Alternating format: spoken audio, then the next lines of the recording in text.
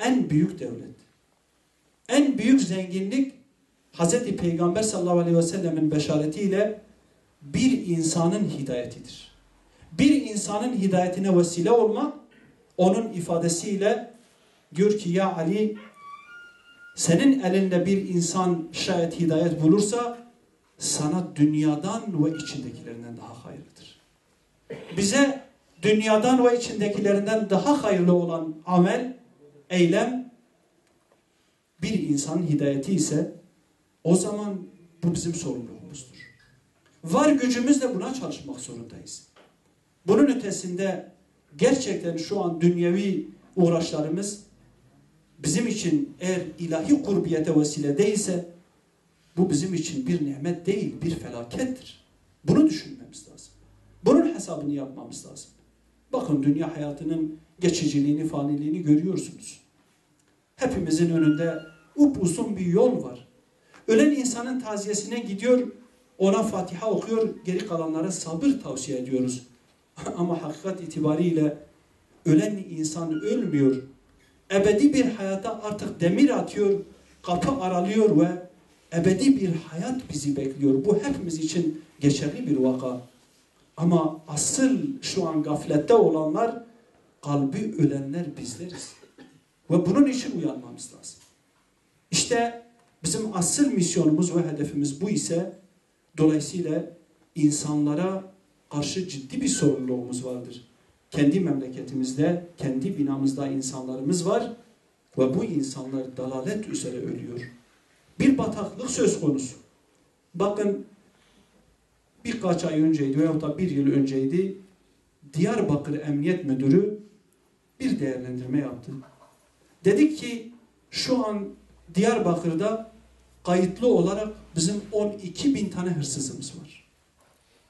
Diyarbakır'da, sadece Diyarbakır'da 12.000 tane kayıtlı hırsızımız var. Bu kayıtlı hırsızların yaş ortalamasına baktığımızda hepsi yaş ortalaması 20 civarında. 15, 16 ve 20, 21, 22 yaşlarında. Bu korkunç bir tablo değil mi? Bizim için bir felaket değil mi? Bizim artık durmamamız lazım.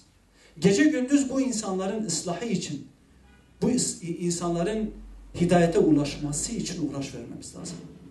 Bakın bizim asıl misyonumuz, hedefimiz insanların imanının kurtarılmasıdır. Biz bu uğraşı veriyoruz ve vermek zorundayız. Bu bizim mükellefiyetimizdir.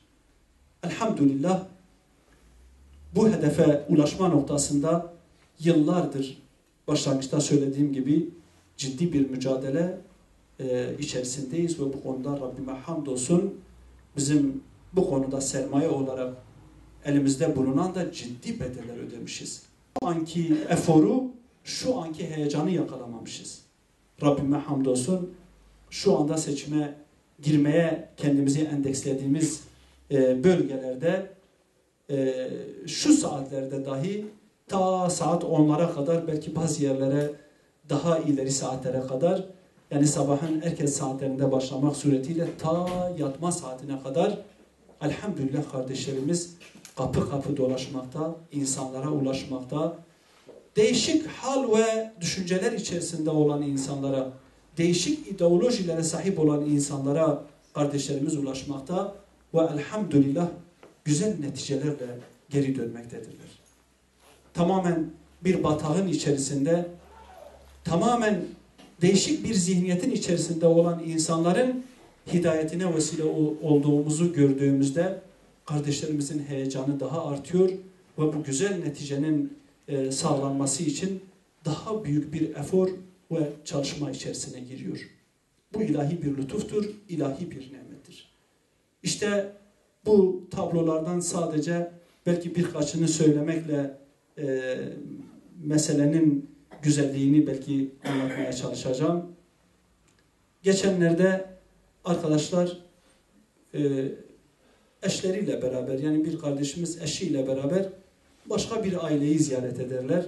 Tabii biz kardeşlerimize şunu diyoruz. Diyoruz ki sizin misyonunuz, siz davetçisiniz. Allah-u Teala size bu siyasi oluşum sebebiyle başka insanların kapısına girmeyi nasip etmiş, gitmeyi nasip etmiş. Onların ilk önce kapılarını çalıyorsunuz. Sonra Allah'ın izniyle kalplerini çalacaksınız. Ve o insanlarla bir muhabbet ve kardeşlik diyalogu içerisine gireceksiniz. Bunun için kardeşlerimize şu tavsiyede bulunuyoruz. Diyoruz ki lütfen siz bir insanın kapısını çaldığınız zaman ilk önce Hüdapar'dan geldiğinizi söyleyin. Ama lütfen bundan sonra Hüdapar'dan bahsetmeyin. İslam'dan bahsedin. Bu insanların İslam'ı anlamaya ihtiyaçları vardır. Bizim de hedefimiz Hüdapar'ı değil, İslam'ı anlatmaktır. Elhamdülillah kardeşlerimiz bunu yapıyor ve o kardeşimiz eşiyle beraber gittiği evden geç saatlere kadar sohbet ediyorlar. Sonra oradan ayrılıyorlar. Daha sonra bu kardeşimizin eşine ziyaret edilenin eşi telefon açıyor. Diyor lütfen diyor. Diyor bir daha bizi ziyarete gelin. Diyor vallahi diyor ben tam 14 yıldır diyor evliyim. Tüm uğraşlarıma rağmen diyor benim eşim kıbleyi görmüyordu. O alnı secdeye gitmiyordu. Ama diyor elhamdülillah diyor sizin dünkü ziyaretinizden sonra benim eşim artık namaz kılıyor.